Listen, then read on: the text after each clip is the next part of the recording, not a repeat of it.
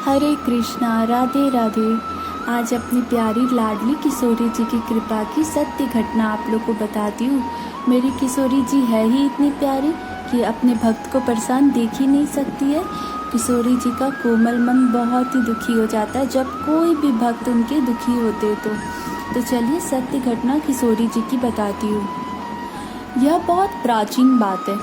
उस समय ट्रांसपोर्ट की कोई सुविधा भी नहीं होती थी, लोग पैदल ही यात्रा करते थे। बरसाना में गोविंद नाम जी के एक भक्त रहते थे। उनकी एक पुत्री थी जिनका नाम मुनिया था। गोविंद जी के परिवार में मुनिया के अलावा कोई भी नहीं था।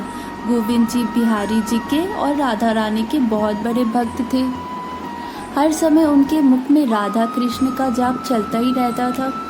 गोविंद दास जी दिन भर अपनी जीविका के लिए काम करते और शाम को राधा जी के मंदिर में जाते, पूजा करते और जो भी संत वहाँ रुके रहते उनकी वह सेवा करते और उन्हीं के साथ बैठकर सत्संग भी कर लिया करते थे। यही गोविंद दास जी का रोज का नियम था। एक बार जब शाम को गोविंद दास जी मंदिर गए तो एक संत ने उनसे बोला, भाई हमें नंदगांव जाना है, सामान भी बहुत है और हमें रास्ता भी नहीं मालूम, तो क्या आप हमारे साथ चलोगे? तो गोविंद दास जी ने बोला, हाँ गुरुजी अवश्य चलूँगा, यह तो मेरा सौभाग्य है। फिर वह गुरुजी से बोला कि गुरुजी हम लोग प्रातःकाल ही निकल चलेंगे। फिर गोविंद दास जी अपने घर आ गए और अपनी बेटी से बोला कि बेटा मैं कल नंदगांव जाऊंगा और दिन चढ़ने तक आ जाऊंगा, तू मेरी प्रतीक्षा मत करना। मुनिया बोली, ठीक है बाबा। फिर अगले सुबह 4 बजे गोविंद दास जी गुरुजी के पास पहुंच गए और गुरुजी का सामान उठाकर बोले, चलो महाराज जी चलो। तो गोविंद दास जी आगे आगे और संत जी पीछे पीछे। संत जी की उम्र भी बहुत हो गई थी, ऊपर से उन्हें श्वास रोग था, इसी कारण वह थोड़ी थोड़ी देर में रुकते और फिर यात्रा करते। इसी कारण उन्हें नंदगांव पहुंचने में बहुत ही देर हो गई। फिर वो लोग वहां पहुंचे और गोविंद दास जी संत जी का सामान रख के बोले कि अब मैं चलता हूँ। तब संत जी बोले कि भाई तुम इतनी दूर तक आए, थक गए होगे, जरा विश्राम कर लो, जलपान कर लो, फिर चले जाना।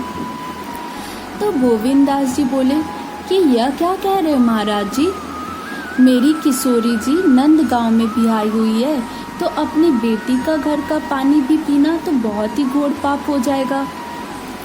यह तो हमारी बिटिया का ससुराल है।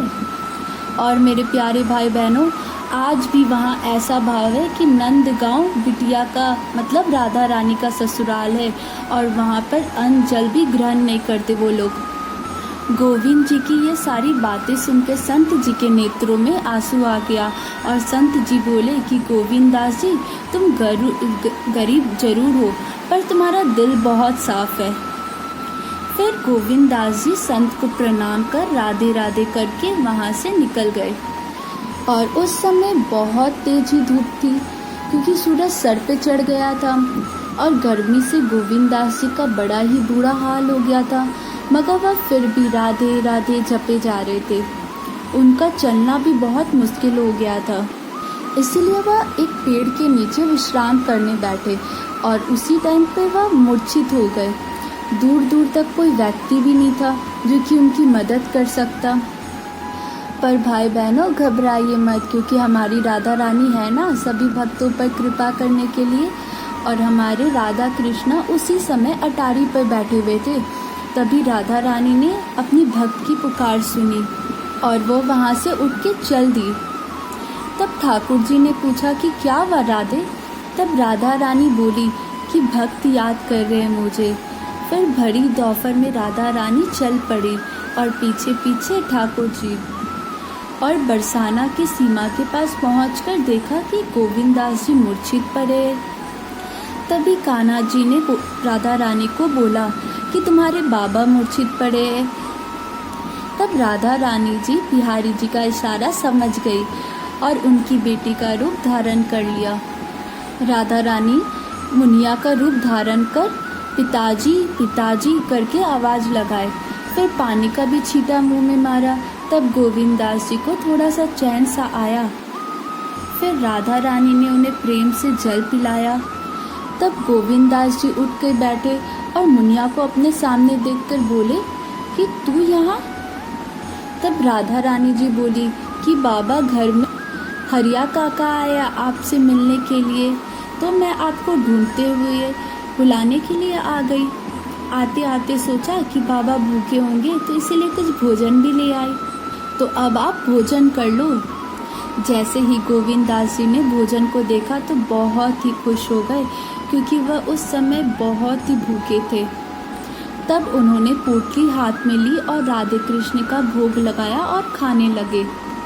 फिर राधा रानी जी ने बोला कि बाबा घर पे मेहमान आए हुए, तो मैं उन्हें संभालती हूँ, आप आ जाना। फिर गोविंद दास जी ने बोला ठीक है बिटिया, तुम चलो, मैं आता हूँ। फिर कुछ दूर के बाद राधा रानी आगे जाके अदृश्य हो गई और गोविंद दास जी को भोजन देख के बहुत ही आनंद हुआ और इतना स्वादिष्ट भोजन, इतना ज़्यादा स्वादिष्ट भोजन कि उनकी मन आत्मा तृप्त हो गए। फिर उन्होंने वहाँ पर भोजन कर थोड़ा आराम कर लिया, फिर घर के लिए निकल पड़े। घर पहुंचकर गोविंद दास जी अपनी बिटिया को हाथ जोड़ के बोले कि बेटा, आज तुमने भोजन लाके मेरा प्राण बचा लिया, वरना आज तो मेरे प्राण ही निकल जाते। मुनिया ने बोला बाबा मैं तो कहीं नहीं गई। फिर गोविंद दास जी ने बोला ठीक है, बताओ हरिया काका कहाँ है। तो मुनिया ने बोला हरिया काका तो नहीं आए, लेकिन आप उनके बारे में क्यों पूछ रहे हो। फिर गोविंद दास जी को सारी बात समझ में आने लग गई। तब वह फूट फूट के रोने लगे और बोले आज मेरी किशोरी मुनिया के रूप में आई थी मेरे पास, और मैं कितना अभागा हूँ कि उसे पहचान भी ना सका। फिर वह जीवन भर राधा रानी का नित्य सेवा करने लगे और उनकी भक्ति अपार बढ़ने लगी। तो दोस्तों, ऐसी है हमारी प्यारी राधा रानी, जो अपने भक्तों को परेशान देखकर दौड़ी चली आती है। अगर यह घटना सुनकर आपकी भी कुछ आंखें नम हुई हो तो जोर से जयकारा लगाओ और कमेंट करके ज़रूर बताइएगा। तो बोलिए राधा रानी की जय, मेरे मोर मुकुट बंसी वाले की जय।